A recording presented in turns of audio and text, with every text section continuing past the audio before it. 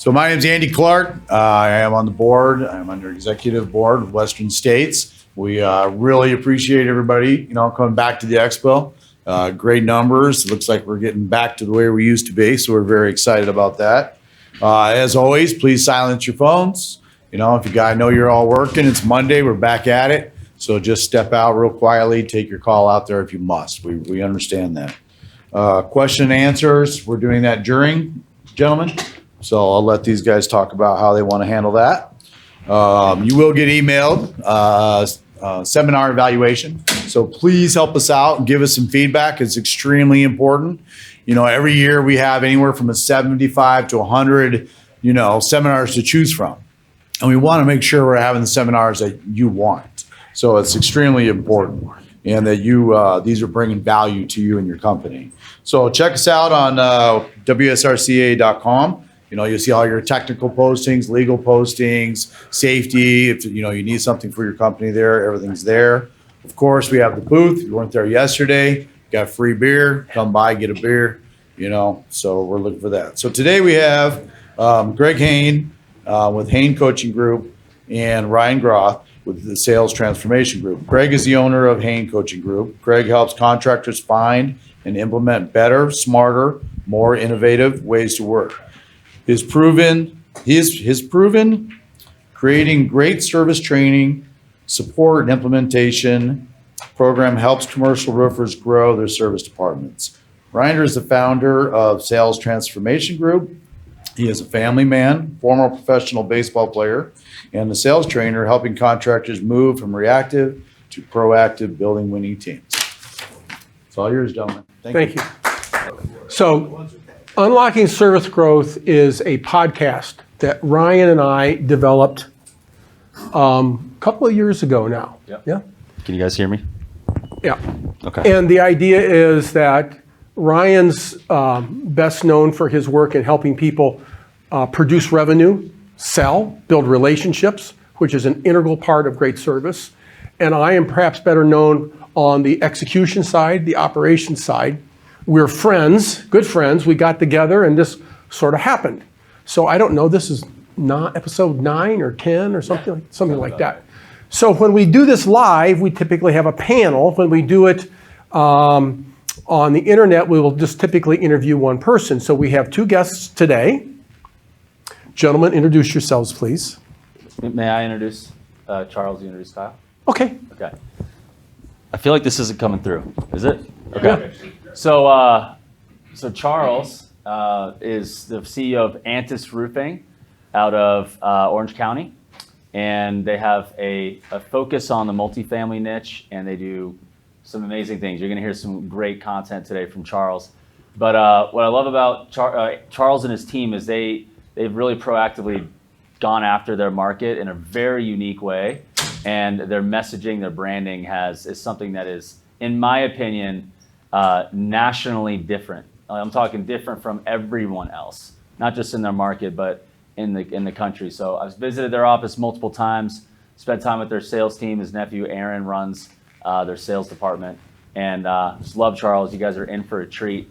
They're doing not just great things and how they do it. Their revenue is also very respectable in their market, and it's just great to have Charles here. So Charles, thank you for joining us today. Thank you for that very beautiful introduction, sir. Thank you. He's not my father. Sometimes I think I am. No, not really. And I first met Kyle King well over 10 years ago, because as my role as roofing consultant, I was working with a client that had property in the Seattle area. And there's a very well-known roofer in the Seattle area who was doing our service work, and they were failing at it.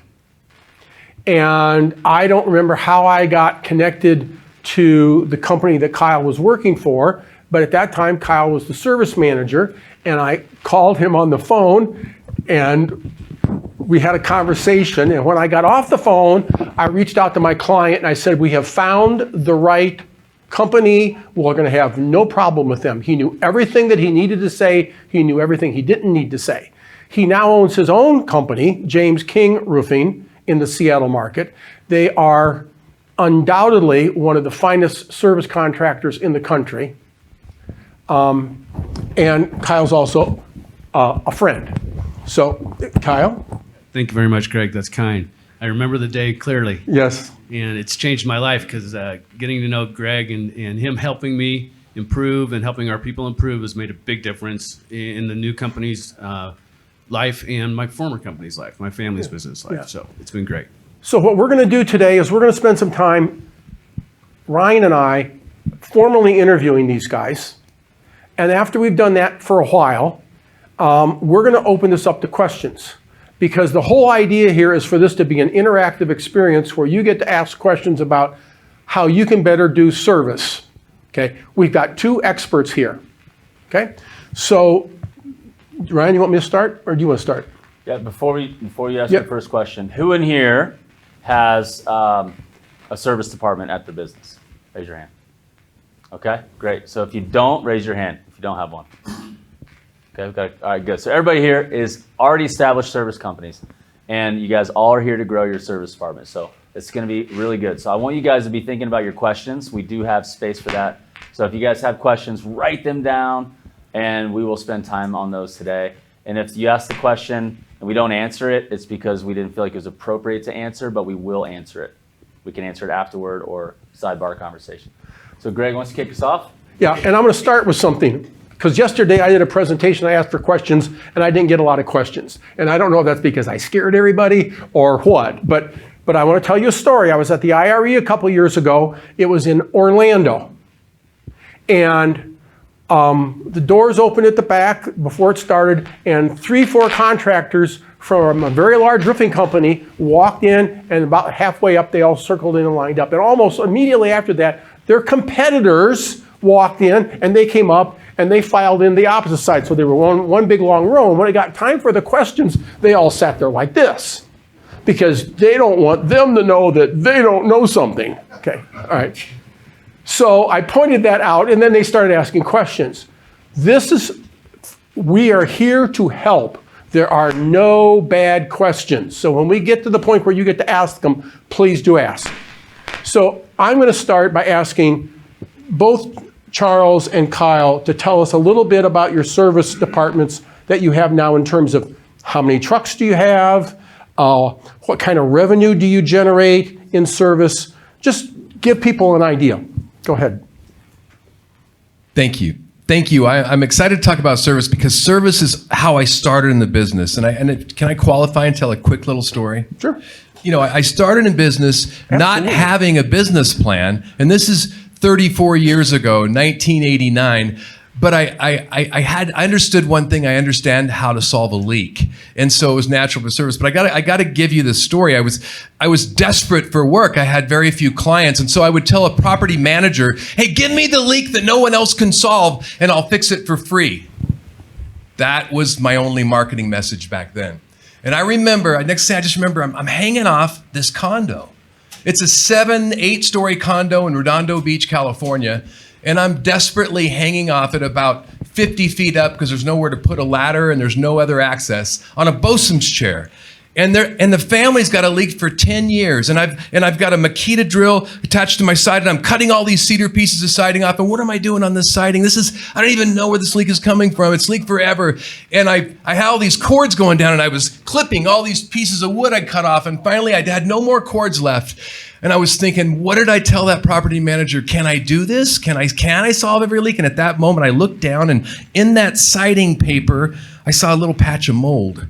And I pulled it open, and then there was some drywall behind it, and it was moldy. And I pulled it open, and I found a nail from original construction going through the copper pipe. You know, and I was 50 feet up off the ground, and suddenly I felt as high as I was vaulted on that ceiling because I knew I could live that claim.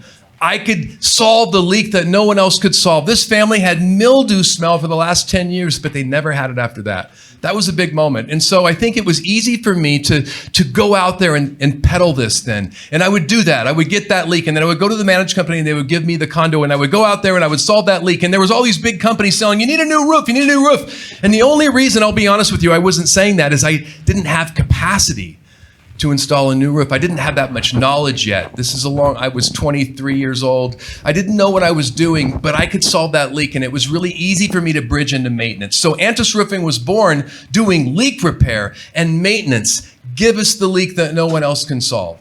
And in that capacity, we grew it. I got to tell you, in those early years, we did really well. I didn't know I was going to do well, but my gosh, when you're doing repair work, the margins are so much greater than on anything you can do new construction on consistently or anything you can do new roofing on consistently. The other thing that I noticed right away is people were so happy. We got to be their heroes. This guy said you needed a roof for $1 million, and I went out there and patched it for $5,000, and I told him I'm going to get 5 more years. In that, I learned there was a lot of capacity. So if I was to dissect Antis Roofing about maybe after we're going, maybe we're a $3 million shop, maybe 20 years ago, man, our margins were so high. I was probably doing $3 million, hardly doing any re-roofing, but I probably had 65% gross margins. My overhead was low. So that's where we're at then. Today, Antis Roofing, I say we're a $20 million company, but I'll be honest with you, this year we'll probably do 17. It's because we're in a drought in Southern California. That really affects our ability to sell. And of that 17 million we'll do, half of it's going to be service work. I got that number yesterday. I thought it was going to be a little lower. That makes me think that we might make a profit this year, because it really comes down to, if we're only doing re-roofing, it's extremely difficult for us to make a profit. And that's about where we're at. We have about 23 service trucks, and we keep them really busy. And when you build that reputation for being able to serve, man, they want you to serve. And I'll talk more about that word later, that meaning of service and what it really means. Did I answer your question? Yes, that's fine. Just a second. Now, he has said a number of really, really important things here. The first thing he talked about was he went out there and he found and fixed their problem. And what I see in the industry is that what you do is you try to build a business to make money. He has built a business to serve people. The money comes. You take care of their problems, you'll get paid. That is an important distinction that many rubbers stumble over. You go out there, figure out how to help them, and help them. The other thing he pointed out was he doesn't walk up on the roof and say, oh, you need a new roof.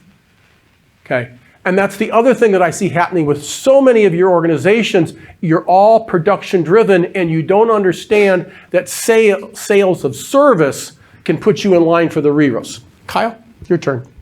Yeah, following Charles is always a chore. This happens all the time.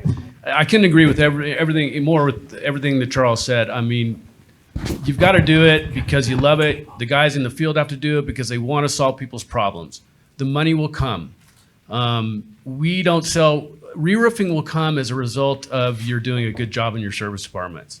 Build relationships. They don't happen overnight. So build them. Once you get an opportunity, a door opens to do a leak, go out there and do it right. Respond quick, communicate, solve the problem, let them know you solved the problem, send them a bill.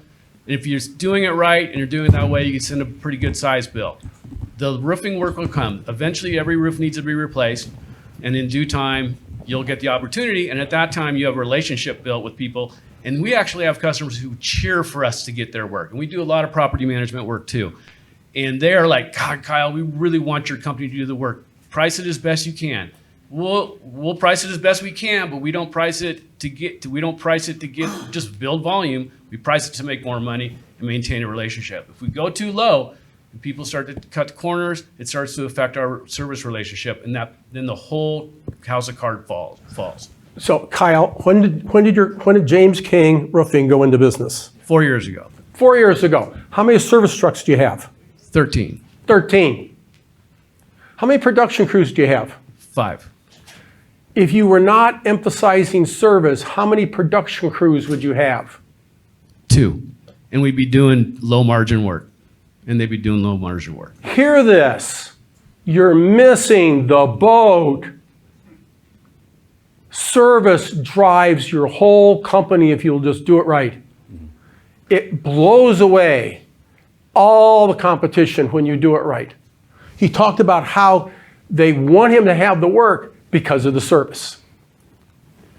Well, they tell that story, you know. So these stories are told. The story of me hanging off that building, I just remembered it we were having an all-day strategy session with our company, and my COO was talking. She asked me a question. I told her that story. So that's the first time I told it publicly.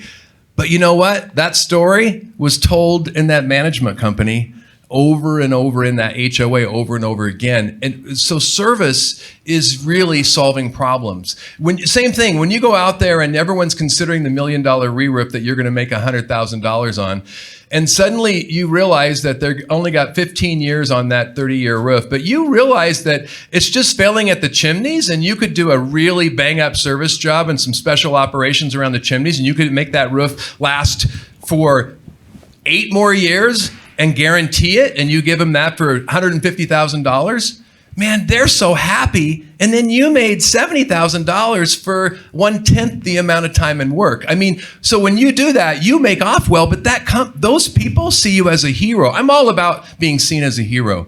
I really am. I don't know why. When I was a little kid, I wanted to be seen as a hero, but in the roofing business, man, we are the providers of shelter. That's that basic need. And when you realize the power that you have in your hands, especially if your people hold it that way and they love it, and you go out there to serve, I mean, service is the opportunity. And I agree, it leads to the sales that you're not giving away your margin on. And it's okay to make good money. Roofers seem to struggle with that. Make good money. You're taking a great risk. My auto guys charge me $130 an hour to work in an air-conditioned shop with his tools all right there. We're at great risk being roofers. Charge what you need to charge. And if you're really good, charge more. And if you're really good, they will not leave you because you provide value.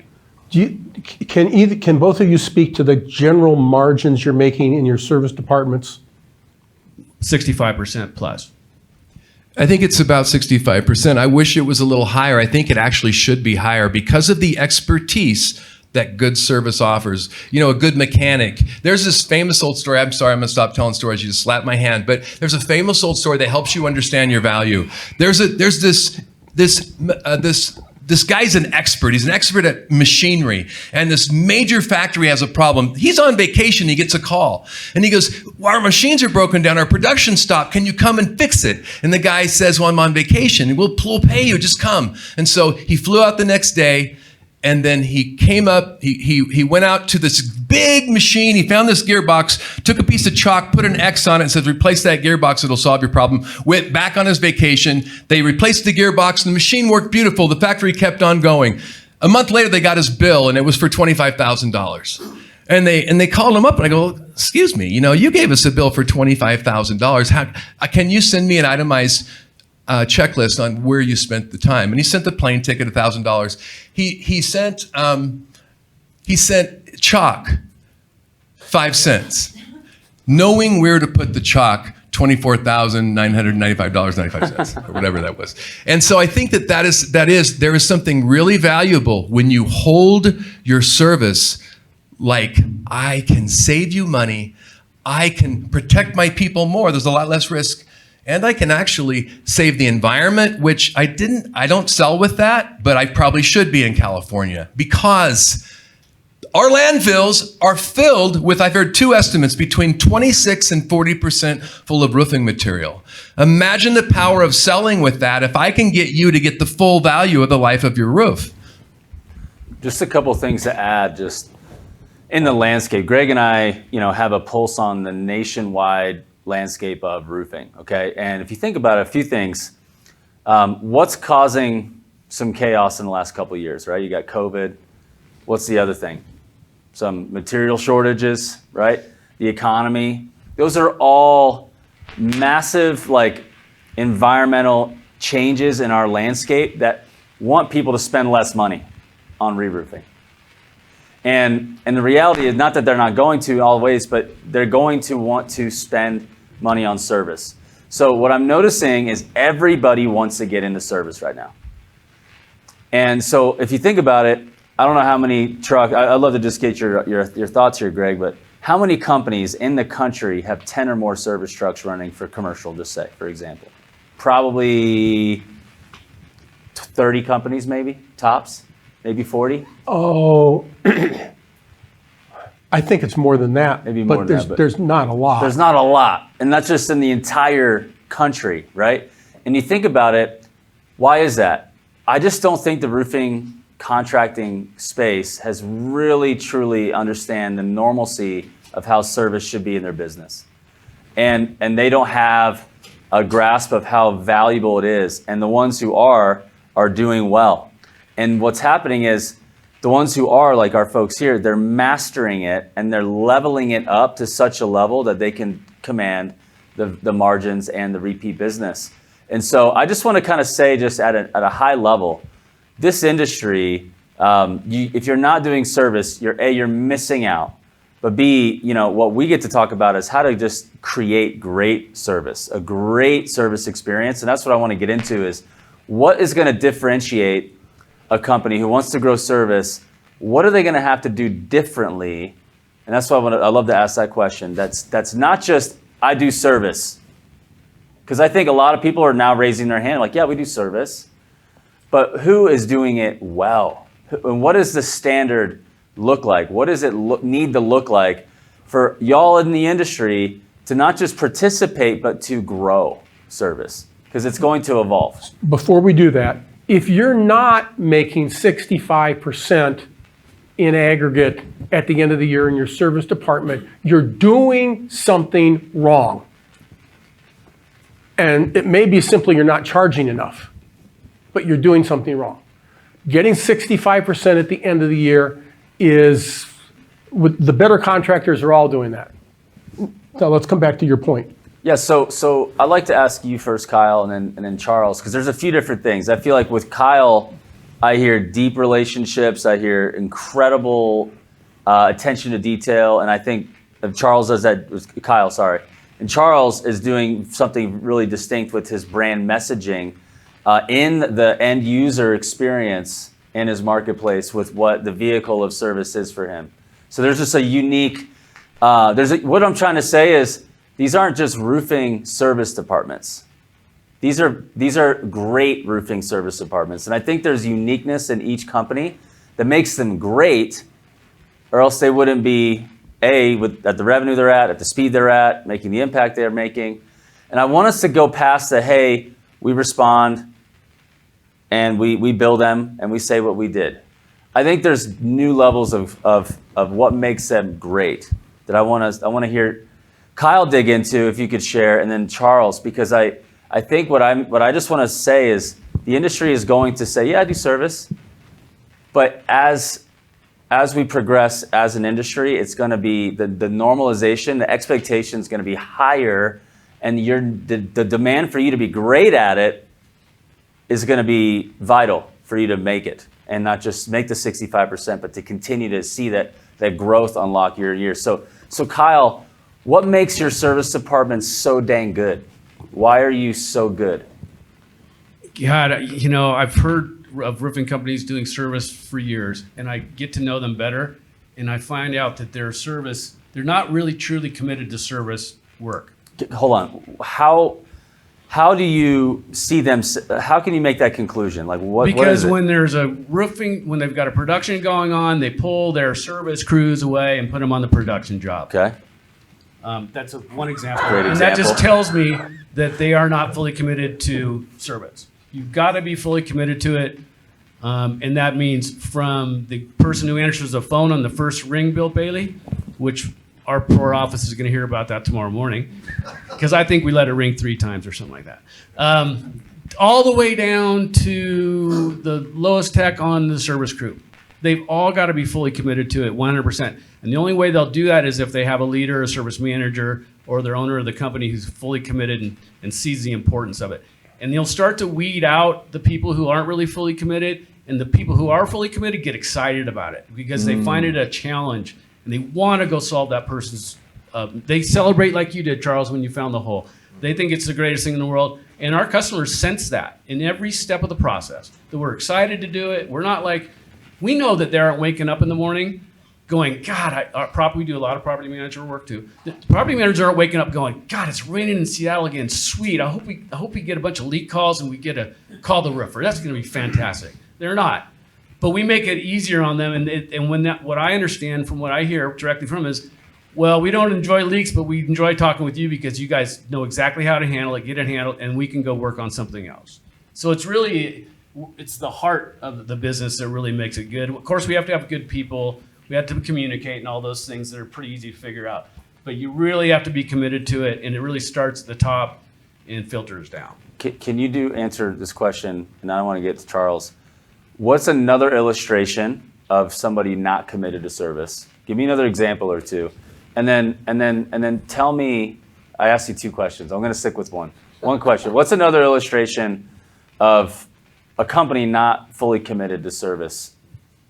The one I gave you is probably the best example. Yeah. But training, taking the time to train, because you've got a different mindset of a person that's in the service department that's in the production side, and with a little help, they'll take the ball and run with it on their own.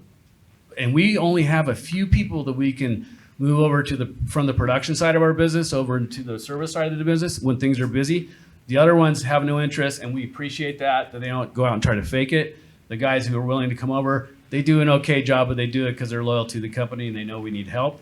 But training the guys and keeping them busy, we let them know that we're going to keep them busy 40 hours minimum a week, every week of the year.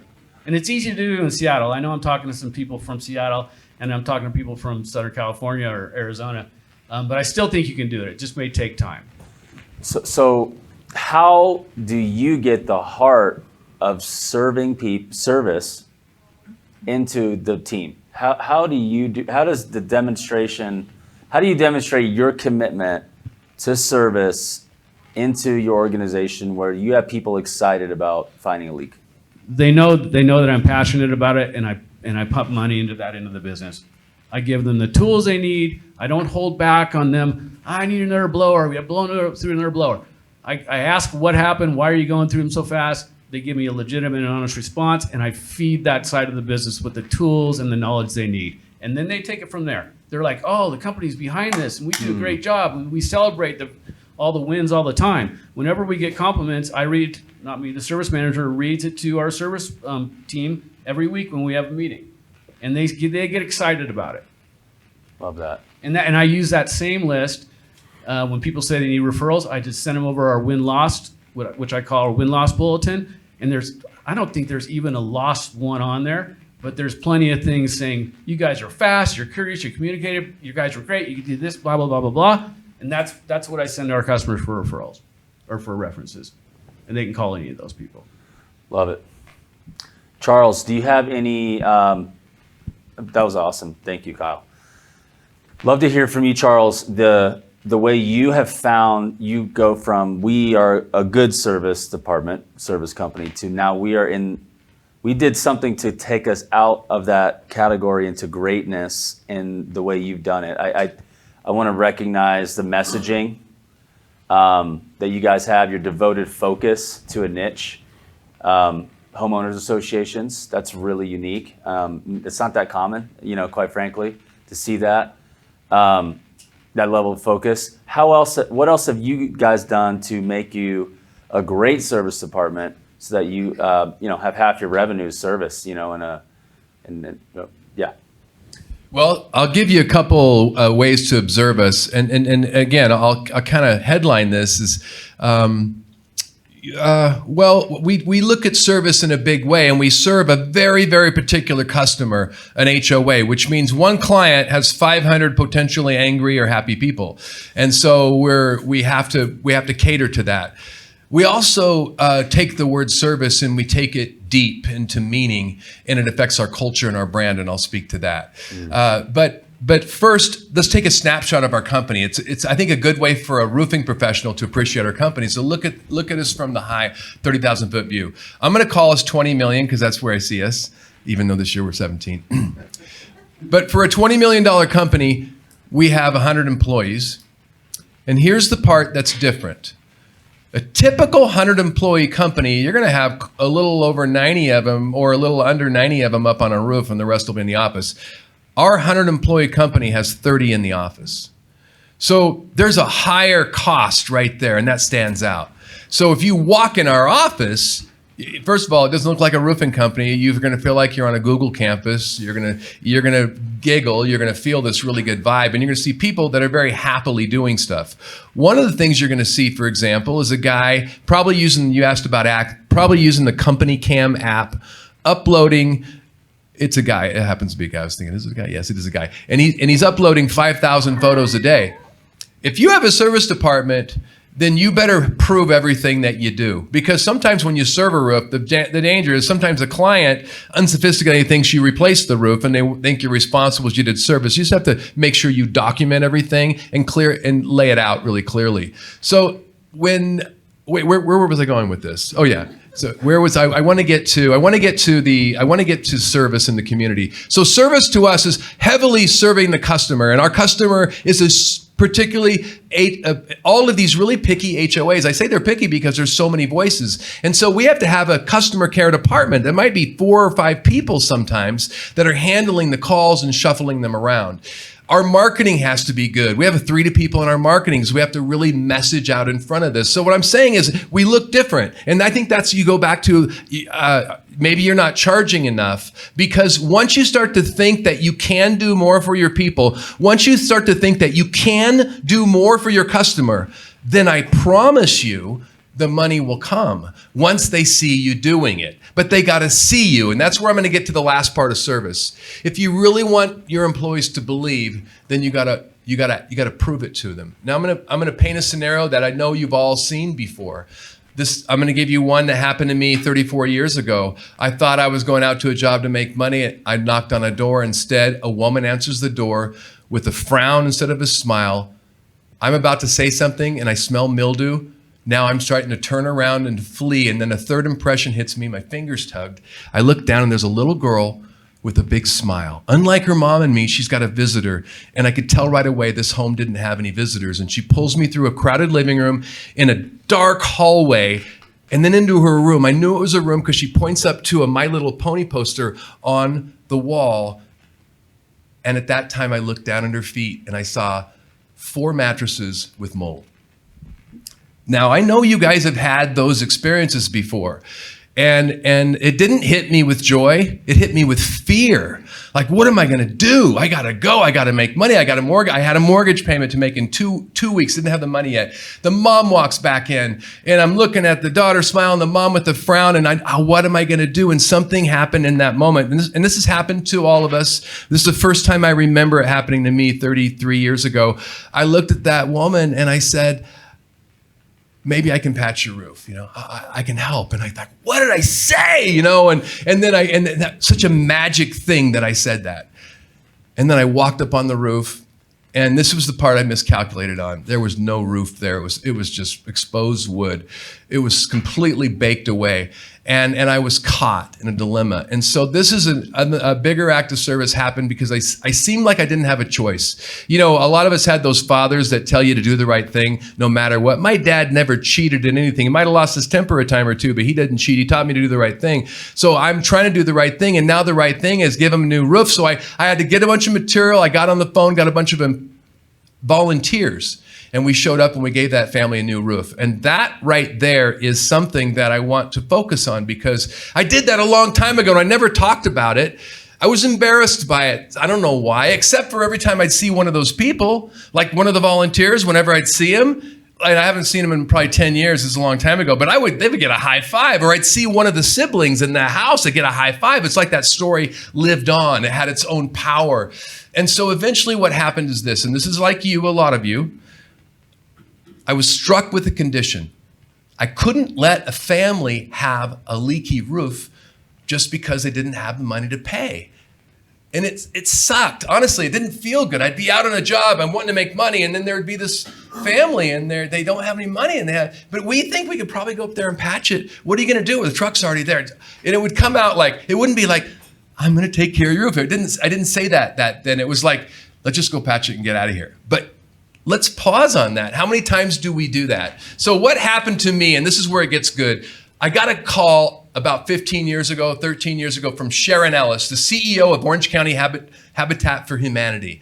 Antis Roofing had no formal giving. Again, I didn't tell my employees. I'm afraid they'd think I was foolish.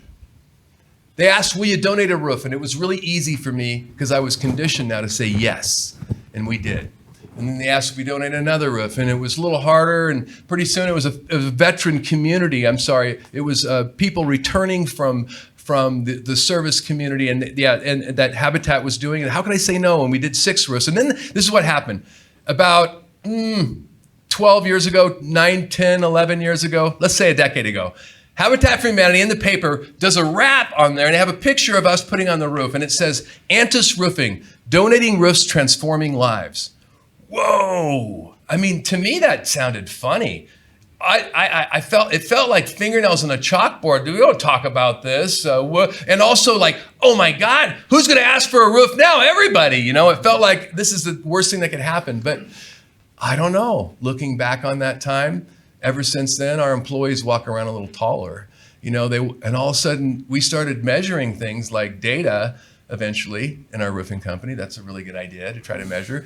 And we realized that in the industry that has a 54% attrition rate. That means the average roofing company across the country, 54% of those that are working there this year won't be working there next year. In that industry, Antis Roofing holds a 90% retention.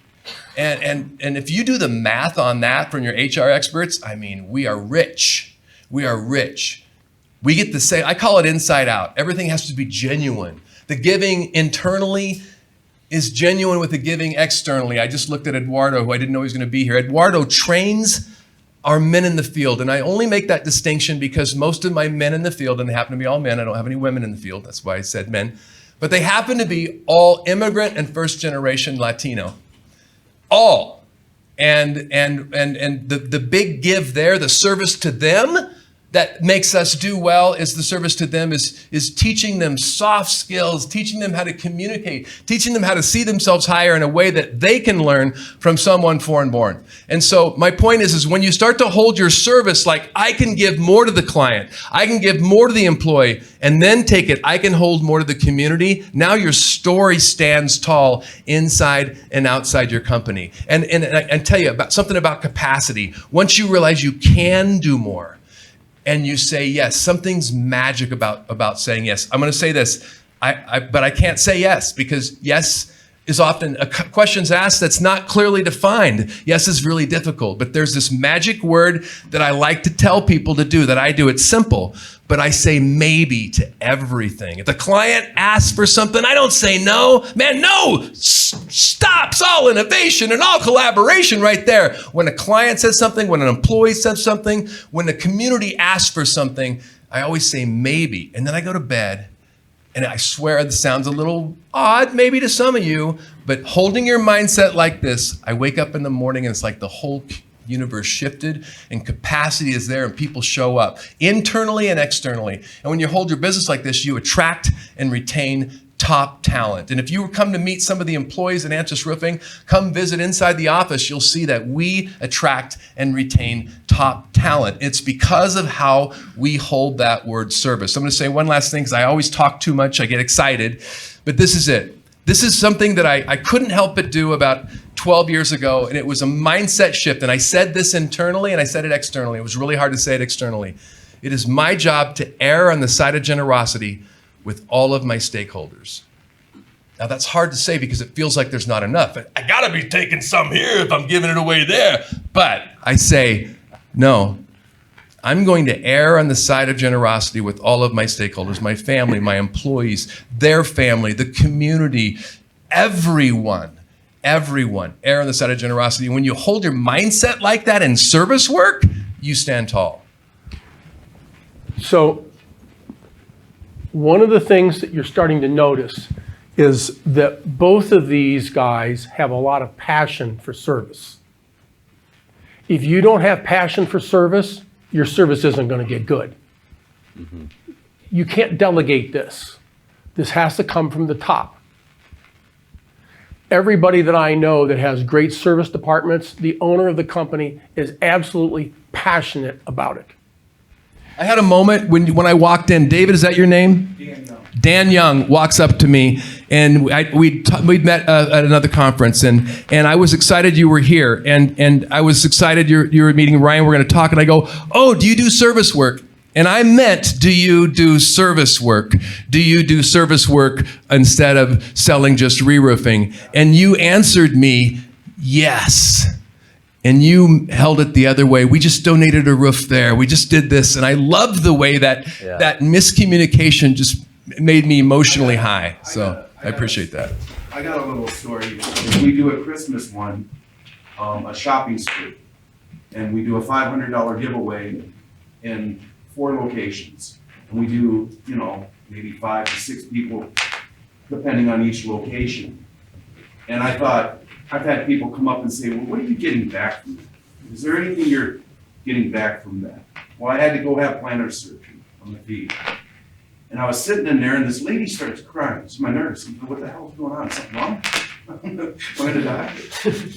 And she says, I'm sorry, you don't know me, the doctor. She says, but when I was in nursing school, your $500 allowed us to get food. Because we don't tell you to get toys. We let you get whatever you want. See, the gift is the gift, right?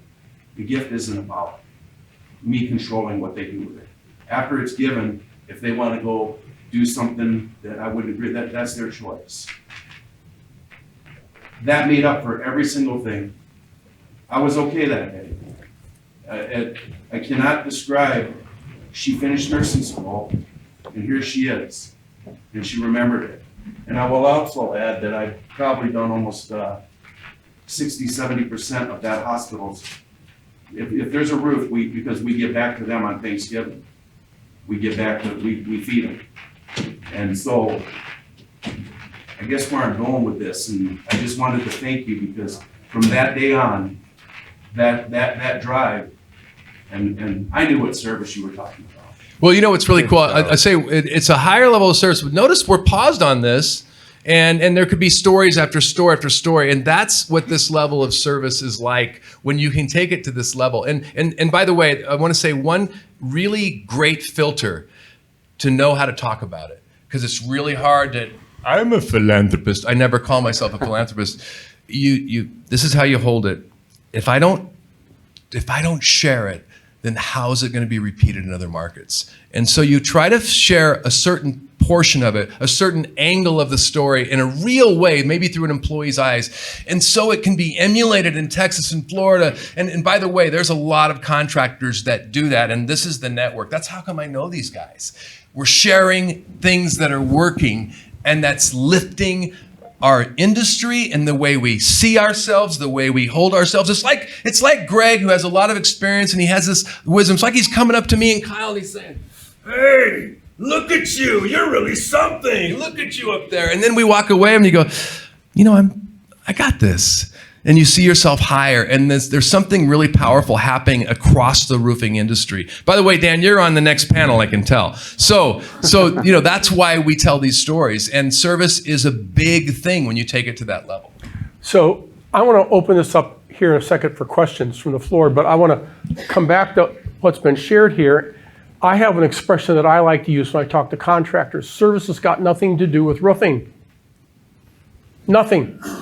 It is about how you take care of your customers. When your car breaks down, you take it to the auto service center. When your flat screen breaks it, you take it to Best Buy's service department, okay? Service doesn't have anything to do with roofing. And one of the mistakes that a lot of you make in your service departments is you staff it with people that know roofs. And they all think it's about roofing. And as you've listened to Charles and Kyle talk, they're talking about service from a different perspective. And that's the perspective that you need to bring into your organizations to have it function well. So let's have some questions from the audience here. How can we help today? Sir. We're not in the service business yet, so my question in regards to, so from the time that the call comes in from a potential client, what is the process? Is it do you go out and provide an estimate of what this project could be, or is it going to be? So for this is a commercial or Residential. Okay, so residential is different than commercial. In residential service, you got to go out there and look at it. Okay. In commercial service, don't you dare. Okay. That's good. Okay, in commercial service, you tell them we'll be out, it's going to be a minimum 2 hours, we charge with 2 men in a truck, blah, blah, blah, time and material. Okay? It's different. Okay, what else? And I'm not going to answer all these questions, but that's an easy one to answer. Ma'am? Kyle, right? You said you have how many service vans? 13. 13, and you've been in business 4 years. Correct. You have one to start with. How did you go from 1 to 13 in that period of time? I just switched to a company that is also kind of in that same range. They're at the 3-year mark, and I want to get them from 1 to 13, and I don't, how did you get there? God, my story is a little unique. I had a lot of customer base already built from my working for my family's business in Seattle. But the problem was when I retired from that business, I got a lot of phone calls while I was retired. Kyle, where are you? Why aren't we getting the service we're used to getting? Why is it taking so long for this person to get back to me? So I'd be golfing and I'd be calling my family's business and saying, hey, you guys better call these people back because they're going to leave you. And this is my this is my company I still own a part of. And I'm trying to help them out. Hey, call these people back. I got so many calls like that, I decided to start a company on my own. I still own my share of Snyder Roofing, but I started James King Roofing. So I had a large customer base already built, and I mean true relationships. People would call me in the middle of the night and say, Kyle, we need your help. And I would make arrangements, and they remember that kind of stuff. Because like Charles says, we care. This is more than just servicing a roof. It's really genuinely caring about keeping somebody's asset dry and people's families dry and things like that. So BOMA, IFMA, NAOP, all those people are, I spend a lot of time in those meetings, building relationships, making sure they see my face and other people in the company's face. That's probably what that, and having already had a customer base, and it's taken a while. A lot of people shifted over to our company from either my family's business or other companies because their relationship with another company went south or the guy went away. One thing that I learned, and a lot of people need to know, and especially in my own family's business, and they think they know now, the relationship is with the person. It's not with the company. I could leave James King Roofing. I wouldn't do this to my customers because they'll get tired of me. I could leave James King Roofing, start another company, or go join another company, and they would follow me. They're not committed, and we had some leadership for a while that didn't understand that, and it's very, very important because while he was not understanding that, I was building business from 6 people to 65 in 4 years. So get involved in associations, market yourself, and Charles does it in a certain way, and I learn a lot from Charles, and I'll talk with him more about that because we're now at a point where I think we can start doing more giving and things like that. But be involved in the community and make sure your name's out there. Yeah, I'll just comment on that. A lot of the passionate owners who love to do this eventually just don't have the margin or bandwidth to keep doing, like going everywhere and building every relationship. So it is wise to start thinking about how does relationship managers that could go out like maybe it's a sales team or some form of business development, function, where they're out there and they're not just trying to make money, they actually care about people, because that's the heart of service, right? It's the caring about their reputation and what they said with their integrity to that prospect or that customer, and how they're going to, essentially live out the heartbeat of what the service department's core values are. So at some point it is, obviously Kyle's got a high capacity. He's been doing this a very long time, but at some point, you can actually delegate the relationship nurturing and growth process. And that's something that if we want to go on a business level unlocking, Charles has found a hyper high level sweet spot of his superpower with this relationship. And he's like, I can't go to every roof and go to every association and close every deal. So now Charles has a sales leader and 4 or 5 sales guys, and that's what they do. Right? No one's going to be quite as passionate as Charles about it. It's hard to give up control, guys. That founder syndrome, it's a real thing. We don't realize, we think we're great at everything, but chances are the founder's maybe not the best manager, maybe not the best one-on-one tutor. And then so when you realize where your strengths are and try to attract, that's a difficult step, but it is so necessary. Yeah. You go, oh my God, I'm giving up so much margin by not doing it myself. And then you start to gain in so many other things by doing so. Yeah.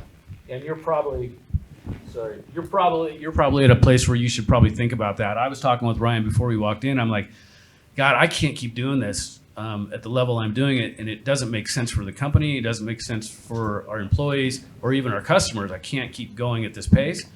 So at some point here, within the next year or two, I'll probably have more conversation with Ryan about how does that look? Because we've never had my family's 100-year-old business never had a sales force. It was just estimators who built relationships with people. But I think it's time to do that because I can't possibly do it all. And you're right, I'm not good at all of it. I think I am, but I'm not as good as I think I am, I think. Is that a fair answer? It is, yeah, yeah. Who else has a question? Okay, I saw that hand first. Darren? So we are a residential roofing company. Our brand is the residential. This was started back in '93. I've only been here for 3 years, so I came on to grow the business. And my first, one of the first things I did once I started kind of getting my feet wet in the industry was I was just trying to figure out how do I build a recurring business model? Where we're selling roofs to homeowners right now, and that's pretty much the relationship, and then you move to the next. We got a lot of repeat referral business, but I was looking for a recurring business model, and that's how I came into the service world. And so I found both Ryan and Ryan first, I believe, and then I found Craig as well online. I'm like, oh, people are actually teaching this to roofers. Interesting. So there must be something. So the one thing I was focused on was maintenance. And what I found from the roofers I talked to that do service, they tend to be strong in service, but weak on selling maintenance. I don't know if that's universal or that's just what I found in my first few months of doing this.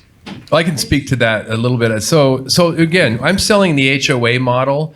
So I'm telling a board of directors, that's what I'm speaking to. And you're looking at, wait, I lost the question here. So Maintenance. go, I went too deep. Come back. So what I'm trying to figure out is doing service, time and material to feed your re-roof division, I understand that. The maintenance agreement, selling the maintenance agreement. Okay, so I can't sell recurring, but I can do this. So this is what we do. We call SGP, self-generated proposals. They're not really self, but that's what we call them. And what that means is we've worked on 1,000 HOAs up and down the coast from Malibu to San Diego in the last year. What's our top opportunities and our best relationships? Everybody needs maintenance every year. I mean, almost all communities. And so we make sure we're on top of that, and we have a calendar time to go through, and we might have 200 of these top ones going out. And if we don't do that, they won't occur. They won't remember because it's not raining and they don't feel it. And so if depending on how deep we go, we might have 2 or 3 rounds of that with fishing letters. By fishing letter, I mean, hey, you gonna do maintenance? Ones that we have better relationships with, it might be a special email. Hey, it's that time of year, and our close rate would go along. But that's the closest we can have. I can't sell future work to HOAs in California. But you just said something that made all my red flags go up. You said we have all this service to drive production opportunities, which means production's more important to you than service. Not me. But that's what I heard. That's what I heard, okay? So understand, service is for the sake of service. And first of all, maintenance work on the steep slope side, so whether it's residential or HOAs, is going to be more challenging to sell than maintenance on the low slope side. And selling maintenance on the low slope side is also challenging. Nobody wants to spend money on something if it's not leaking. But the better service contractors will have 75 to 80% of their total service revenue through the sale of maintenance opportunities. So then when you talk about your maintenance, you're not charging for it. You're offering it to them with their No, that's a good question. I didn't make a clean distinction. No, maintenance is where we make our best margins, and 50% of our work will be in maintenance and repair this year. The other 50 will be in re-roofing. Antis Roofing donates a lot of roofing to Ronald McDonald House. That's why I'm wearing the socks. I mean, we're going to donate our 98th and 99th Habitat for Humanity and roofs. So there's a service there that also we pay our employees to have 2 days off each year, and we match their giving. It's heavy HR spend into, hey, let's pause together on community. That's the second level of service. So I'm doing service work at a good margin. I'd like to sell more, but we need rain probably and better marketing. And then I have service work that I give to the community. But we got confused earlier thinking I was talking about the service work that we make money on. Dan Young heard the service work and community. I think that there's a blend there. If you can pause on that word service, it's all about relationships with the client. It's all about relationships with your team. And you put service into doing something great together on top of taking care. By the way, every roofer that I know on the roof thinks he's the very best at leak repair. It just happens to be me. But isn't that funny? And you play to that pride and service. Boy, now you've got a team. You communicate to that. And so I apologize. I was speaking of service we make money on, which I go after, which I want to do more than re-roofing because the risks are so much less. Risks of exposure, risks of 10-year liability, risks of falling. All of those are so much less on maintenance. Margins are so much higher. If we really pause and look at it, maintenance is a very attractive. And if you go deeper into maintenance and just pausing on community, then your maintenance, the stories lead in. Now I have nonprofits wanting us to do maintenance at cost. And I'm all screwed up on that because, we have to do it for free. But then, they want to pay us. But I have a huge opportunity sitting in my lap. I have all these nonprofits that want us to do their maintenance. And maybe we're going to start a new model where we do it at cost there, or maybe we make some profit. But our story is known because of the service to the community, and that allows us to do a greater service inside and outside our company and for our clients. Kyle, what? So are you saying, and I don't mean to make this all about my one little question here, are you saying that not your philanthropic work, your other work, you are charging for annual maintenance on an annual basis? Yeah, so a typical condo might be 200 units. I would, that maintenance cost that year might be $130 a unit. And maybe there's a 65% gross margin in that. And if you educate the consumer well on that, they know that they got off well. We have a radio ad going out on KLOS Radio on the Heidi and Frank show next week, which I don't have a lot of experience with, but I'm super excited about. There's going to be 1 million people in LA, Orange County, driving to work, and they're going to hear, what happens if you don't do maintenance on your car? It'll be in the shop. Well, the same is true with your roof. It's the same concept. It's so true. And we look at all the roofs in California, 30-year and lifetime roofs, the average lifetime's like 14 years. And everyone's okay with it in California. When they're getting that new roof, they're picking low bid. I'm like, wait a minute, how long did your last roof last? Oh, you picked low bid? Well, the whole maintenance thing ties in. They just don't pause on it. Creating a pause on the maintenance has the best margins. Kyle, would you explain, Kyle, how you go about selling maintenance? All the time. If somebody asks me to come take a look at a roof and they wanted to report on it, I provide them a repair price, and I provide them if you perform the repairs in full as we've specified, we can do maintenance for you at this amount per annual or semi-annually. And they make the choice. Every single proposal that goes out has that, whether the people want it or not. And our people are passionate about it. I'm passionate about it. I started doing maintenance in Portland for our family's business 30 years ago, and it works. It simply works. And if you believe that it works, your customer will believe that you're telling the truth, and then they're like, wow, it does work. I only had to call you once, and you did it for free because we offer free leak service for certain things we can predict will leak. We only had 1 leak, and the year before we had 5, and we were told by the other roofer we needed to replace the roof. And you're telling me you're going to maintain it, do free leak work, and we should get another 5 or 6 years? Yeah. I don't need to sell you a new roof. And we can take care of it. We have 500 plus buildings under our maintenance program. And every once in a while, one will bite me in the ass. But for the most part, they don't. We make good money on it. Our customers are super happy, and we're getting the opportunity. We have an insight on the re-roofing job when it comes to. Yeah, Kyle. Next question was right here. So when you guys are doing service work and maintenance work, and let's just say that many of those might be sight unseen, you've never been there before, you're responding to a request.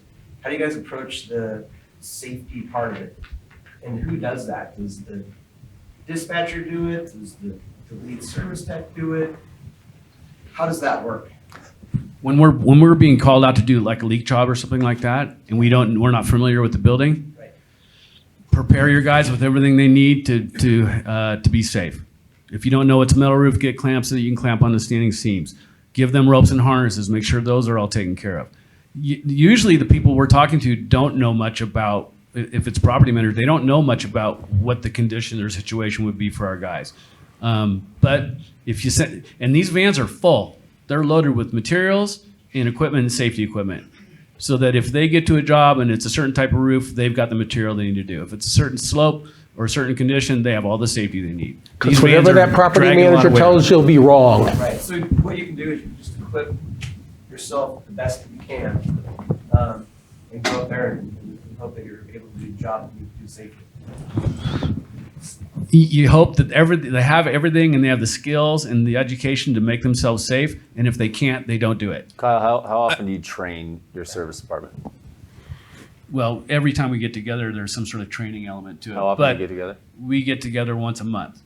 You know, it's a mindset thing too. So, you know, you're kind of like, oh, what do I have to do? But imagine the guy, one of your employees that wants to have the saddlebag truck, that wants to have every tool. You know, to some people, they're built for this. There some employees, and the way I was, you know, I would get those things, those behind siding membranes, the Makita saw in case I had that. I'd have all the roofing things, and then when I go out to do that maintenance or repair, there's an opportunity because we're so good at that. You know, it's almost like you're saddling up on your horse to go after that outlaw, but no, we're going up there to solve the leak. I kind of hold it like that. You know, we're the cowboys up on the roof when no one else will go. We're the ones that will do it. When you hold it like that, that service and maintenance work, you're always saving them. I love it. Think about it. You're saving them money. It's so much money to get more life out of that roof. There's so much cash there, and you're making more money at higher risk for the amount of work.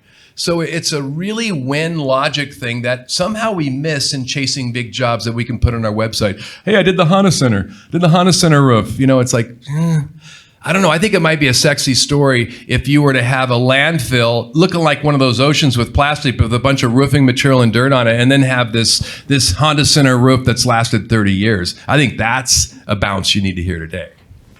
Eduardo, I saw you, but I saw there was a question in the back. Yeah. You were mentioning something about the commercial. A lot of the commercial manufacturers, if you want their warranty, you have to do maintenance, period. So if you have a 20-year warranty, on that warranty, it says you have to do maintenance on this work, or otherwise, the warranty is going to be voided. So, Hang on. Whoa. The warranty will not necessarily be voided. The manufacturer has the right to void a warranty. I got a manufacturer right sitting here, all right. But in my role in as a roof consultant, I have never seen a reputable manufacturer void a warranty because that roof was not inspected every year. Never. Now I see, and he's nodding his head yes. What we see is you go up on, that's a Duralast. This is Duralast. Okay, you go up on a Duralast roof and you walk up there and there's, pardon my language, there's black shit smeared all over this, smeared all over that. Somebody put a modified patch over here and it's a mess. They're going to say no. that's the point. Okay, but That's the point. So if they say we're not going to warranty because the roof was dirty, let's say it was plugged up, you got ponded waters, you got a lot of damage because it wasn't maintained, and they said, we're not gonna warranty to do the actual repair. So going back to the point is, warranty, service, and maintenance, they all go together. So when somebody wants to buy a car, you can't say to somebody, say, hey, here's a car, but if you don't do maintenance, we're gonna still give you the warranty. It doesn't work that way. You have Right. to change the oil. You have to clean the roof. So- The problem with the roofing industry And there's another point I want to go back to. I understand, we're not talking about one individual instance. But something Charles said, and it's so important. He said, we're not as good on marketing when it comes to service and maintenance. And that goes throughout the entire roofing industry. When people go sell a roof to an individual, let's say even residential, what happened is, okay, it's gonna last me 14 years, but nobody's thinking about maintenance. Nobody's thinking about, hey, maybe there's something I gotta look at it, maybe it may last me 20 years if I do maintenance. So the maintenance should be part of the dialogue every time you talk about a new roof, re-roof, commercial, residential, but as a roofing industry, we're not that good at it. We're not good at marketing and educating awareness to the entire world that we live in. They said, hey, just like the car industry did from 50 years ago to now, you can see the service on cars completely changed so much to the point where it's just part of it. But in the roofing industry, we're only at the beginning stages of that. And I think that's Agreed. where it needs to be. It's a great point. I've seen it change from 30 years ago when I first sold a RAM program. It was difficult. The consumer's changing. People are now understanding that more and more and more, and that they're ripe for being sold maintenance to make sure their warranties remain intact. They're ripe for it. You just got to take advantage of it. Don't be shy. Learn about the warranty more. Learn about what's required of the owner while it's under warranty, and give them a price for maintaining it. A lot of times we'll offer up a free year of maintenance when we get a re-roofing job. So Because we- they don't. The last thing I want to hear a year after we're done doing our free maintenance visit, okay, we're not doing any more maintenance. They're like, wait a second, we know we need to have maintenance. What are you going to charge me to do annual maintenance? Here's a proposal, done, sold. We're almost out of time. Eduardo, you had a question? Just, when you do training, what is the return on the investment of the training in general? Are you asking me? Charlie, What type of training? It'd be more specific. when you do any training, so if you return like, the. Like safety training Yeah, right. Well, like we used to do a lot of, and somebody was mentioning it earlier, you did, Kyle, about training. I remember having all my guys in a rainy season and having a window that we built and showing them how to fix an old aluminum track window because there's a particular way they leak in the mitered corner joints. And the training on that is immediate because they go out in the field with excitement, learning it together, and they're able to pause better, those with less experience. But on stuff like I do with you, building the soft skills, that has some immediate action, but the real action happens just forever forward because it's exponential because people start to hold each other, see each other higher, and utilize the skills that we learn. Yeah, I mean, a large part of our training is building culture. I mean, it's getting people together. There's a subject that we're training, but it's about getting together, understanding that we're all on the same page, that we all know we need this training, that it's going to keep you safe, take you home to your family. I mean, it's really about, the training can be as much about culture building as it is saving a life. So we're out of time. Please speak with Charles and Kyle afterward. They're super generous, and connect with them on LinkedIn. Greg and I as well are also available to chat. And if you need sales, this is your guy. He's consultant Antis Sales. We have great sales. And I'm super excited about his Vistage type group he has with roofing. The best roofers in the country, K-Post. I mean, so many others. I don't want to start dropping names, but they work together. Yeah, So Greg has a program that's online and with group coaching called Creating Great Service that you can buy. So if you're interested in learning the nuts and bolts. And Ryan also has a service training program called Service Accelerator. And I would tell you that if you have interest in that, talk to his people and talk to me. Because they do the same thing, but they're not the same. Or if you speak on a panel with him, you get it for free. One Yes. last pitch. Oh, really? One last pitch. I'm a part of one of Greg's peer groups. Mark's a part of one of Greg's peer groups. Talk with him about that. If it's something you're interested in, it's really great. It's like you're working with people and learning from people who haven't been in the business as long as I have. I'm learning from them. Who's Mark? Mark Warren. With the haircut. Yeah. I love that haircut. We share barbers. So we want to thank you all for being here today. Hope this has been helpful to you. Thank you. Thank you.